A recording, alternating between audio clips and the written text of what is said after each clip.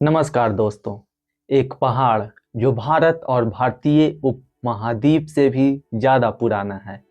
एक पहाड़ जिसने गंगा यमुना के मैदानों को रेगिस्तान में बदलने से बचाया। वो अपनी अस्तित्व को बचाने के लिए जूझ रहा है। हम बात कर रहे हैं अरावली पर्वत श्रृंखला के बारे में। 20 नवंबर को सुप्रीम कोर्ट ने अरावली पहाड़ियों की परिभाषा के बारे में पर्यावरण मंत्रालय की ओर से एक समिति की सिफारिशें मंजूर कर ली। इन सिफारिशों के मुताबिक जिन भी भू आकृति की ऊंचाई आसपास की जमीन से 100 मीटर या उससे अधिक होगी, उसे उसकी ढलानों और आसपास के क्षेत्र सहित अरावली पहाड़ियों का हिस्सा माना जाएगा। यानी जो पहाड़ी 100 मीटर या उससे कम होंगे उसको सरकार ने खनन के लिए दरवाजे खोल दिए। समिति ने कोर्ट में स्पष्ट नहीं किया कि इसके अंतर्गत 90% से अधिक पहाड़ियां अरावली के दायरे से बाहर हो जाएगी, जिससे खनन और निर्माण का रास्ता मिल सकता है, जिससे गंभीर पर्यावरणिक असर होंगे, खासकर राष्ट्रीय राजधानी दिल्ली में, जिसकी हवा पहले से ही इतनी बदतर हो चुकी है। अगर अरावली नहीं होगी तो समझिए कि दिल्ली की हालत क्या होगी। 15 जिले में फैले 12,081 अरावली के वो पहाड़ जो टीले जो 20 मीटर या उससे अधिक ऊंचाई हैं, उनमें से सिर्फ 1048 यानी केवल 8.7% 100 मीटर या उससे ऊंची है। 20 मीटर की ऊंचाई का मानक इसलिए महत्वपूर्ण है क्योंकि इतनी ऊंचाई वाली पहाड़ हवा को रोकने के लिए एक प्राकृतिक अवरोध यानी विंड बैरियर की भूमिका निभाता है। आपको ज्ञात हो कि थार मरुस्थल से उड़ने वाली रेत की धूल जो कि दिल्ली और हरियाणा और राजस्थान के एक हिस्से को बचाती है, अगर अरावली पर्वत श्रृंखला नहीं होगी तो ये जो दिल्ली और राजस्थान के कोटा जैसे प्रमुख शहर है वो भी थार का पार्ट हो जाएगी। इसी उद्देश्य से 2024 में बनाई गई एक तकनीकी समिति ने इस मानक में बदलाव किया और सुझाव दिया कि जिस भी भौगोलिक संरचना में कम से कम 4.57 डिग्री का ढलान हो और ऊंचाई से कम 30 मीटर हो, उसे अरावली पहाड़ी का हिस्सा माना जाना चाहिए। इन मानकों से लगभग 40% अरावली क्षेत्र को कवर किया जा सकता था, लेकिन इसके बावजूद भी मंत्रालय ने सुप्रीम कोर्ट को अपनी हलफनामों में एक बिना हस्ताक्षर वाली रिपोर्ट के जरिए 100 मीटर वाली परिभाषा ही सुझाई। इसकी क्या जरूरत थी? मंत्रालय ने नई परिभाषा को सही ठहराने के लिए ढलान और ऊंचाई के मापदंडों को आपस में मिला दिया और कुछ ऐसे सब्जेक्टिव ऊंचाई मानक पेश किए जिसके बारे में विशेषज्ञों का मानना है कि इसके 100 मीटर या उससे अधिक ऊंचाई वाली कई पहाड़ियों भी अरावली की श्रेणी से बाहर हो सकती है। इस बात को लेकर विशेषज्ञ भी चिंतित हैं। द टाइम्स ऑफ इंडिया के मुताबिक अरावली को 100 मीटर या उससे अधिक ऊंचाई वाली पहाड़ियां मानने वाली केंद्रीय पर्यावरण मंत्रालय की परिभाषा को सुप्रीम कोर्ट द्वारा स्वीकार किए जाने से पर्यावरण विशेषज्ञों में चिंता बढ़ गई है।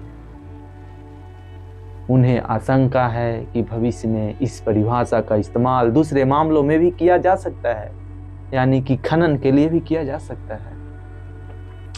एक उदाहरण के तौर पे एनसीआर मास्टर प्लान यानी रीजनल प्लान 2041 का नया ड्राफ्ट अभी अंतिम रूप नहीं पाया है। अरावली को कैसे परिभाषित किया जाएगा यह बहुत महत्वपूर्ण होगा, क्योंकि उसी पर निर्भर करेगा कि प्राकृतिक संरक्षण क्षेत्र एनसीजेड को कितनी सुरक्षा मिलेगी। विशेषज्ञों ने कहा कि यह संभव है कि एनसीआर के सदस्य राज्य सुप्रीम कोर्ट द्वारा खनन के संदर्भ में स्वीकार की गई 100 मीटर वाली परिभाषा को हवाला देते हुए यह दलील दे कि इस प्लानिंग और रियल एस्टेट जोनिंग में भी लागू किया जा सकता है। आपको बता दे कि मेरे हिसाब से, मैं अपना ओपिनियन दे रहा हूँ, कि जिस तरीके से नॉर्थ ईस्ट स्टेट में जैसे अरुणाचल और मेघालय स्टेट में 6 शेड्यूल लागू है, उसी तरह से पूरे भारत में 6 शेड्यूल लागू हो जाना चाहिए। क्योंकि नेचुरल रिसोर्सेज के साथ छेड़खानी कैसा एक निर्लज्जता है।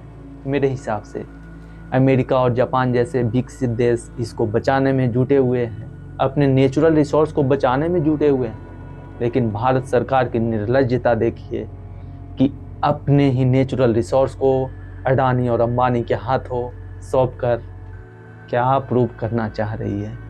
क्या वो थार जैसे रेगिस्तान वाली धूल वाली सांस ले पाएंगे? हरियाणा में सेवानिवृत्त वन संरक्षक एमडी सिन्हा ने अखबार से कहा कि ऊंचाई के आधार पर अरावली को परिभाषित करने का विचार ही वैज्ञानिक और तर्कसंगत नहीं है, क्योंकि सुप्रीम कोर्ट अरावली को गुजरात से दिल्ली तक फैली एक सतत भूवैज्ञानिक श्रृंखला मान चुका है। सिन्हा ने कहा कि 100 मीटर का फिल्टर लगने से एनसीआर में अरावली लगभग मिट जाएगी, यानी दिल्ली में जो एनसीआर का पार्ट है, अरावली का वो पार्ट बिल्कुल मिट जाएगा। अगर यही परिभाषा बना दी गई तो अरावली का अस्तित्व खत्म हो जाएगा, और यह मूल रूप से अवैज्ञानिक है। क्या हम शिवालिक, हिमालय या गंगा नदी को भी ऐसे मनमाने पैमानों से परिभाषित करेंगे? अगर किसी जगह गंगा थोड़ी संकरी हो जाए तो क्या वह गंगा होना बंद हो सकती है? तो क्या किसी जगह अगर अरावली अगर 20 मीटर है, किसी जगह 30 मीटर है, किसी जगह 40 मीटर है, तो क्या अरावली का पार्ट नहीं होगा? आपके अनुसार क्या हो सकता है?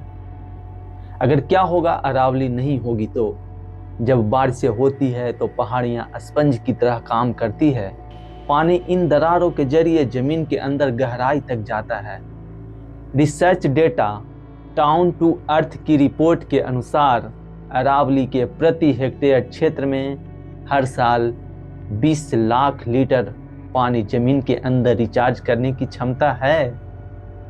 बहुत सारी नदियों का उद्गम क्षेत्र है अरावली, जैसे कि बनास, लूनी, साबरमती और साहिबी जैसी नदियां यहीं से निकलकर और पूरे राजस्थान को सिंचित करती है। जब तक पहाड़ सुरक्षित हैं, ये नदियां जीवित रहती है और अपने बहाव क्षेत्र के आसपास के कुओं और ट्यूबवेलों के जल स्तर को ऊंचा रखती है। अरावली सिर्फ पत्थरों का ढेर नहीं है मेरे दोस्तों, यह उत्तर भारत की रगों में बहते पानी की रक्षक है। यह वह ढाल है जिसे सदियों से हमें रेगिस्तान और तपिश से बचाया है, लेकिन आज कानूनी परिभाषाओं और विकास की अंधी दौड़ के बीच यह ढाल कमजोर पड़ती नजर आ रही है। सवाल सिर्फ माइनिंग या माफिया का नहीं है, सवाल हमारी चुप्पी का भी है। क्या हम अपने सबसे पुराने विरासत को अपनी आंखों के सामने मिटते देखेंगे? क्योंकि आपकी आवाज ही वो बदलाव ला सकती है। जैसे कि हाल ही के दिनों में अभी देखा गया है कि राजस्थान के बहुत सारे किसानों ने अरावली को बचाने के लिए ट्रैक्टरों से अपना मार्च निकाला है। मतलब ऐसा माना जा रहा है कि यह बदलाव, अगर सुप्रीम कोर्ट ने कोई जजमेंट सुना दिया तो क्या यह ब्रह्मा का लकीर है? क्या इसे मिटाया नहीं जा सकता है? क्या इस परिभाषा को फिर से बदला नहीं जा सकता है? क्या ऐसा नहीं बोला जा सकता है कि 20 मीटर या 10 मीटर की से जो नीचे पहाड़ियां हैं उसको अरावली का क्षेत्र नहीं माना जाए?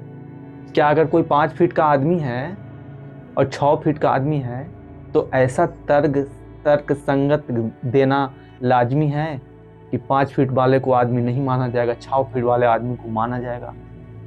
अगर नहीं तो सत्य के साथ डट के खड़े रहिए। मैं हूं सत्यम और आप लोग देखते रहिए। नमस्कार, voices with Satyam. Thank you.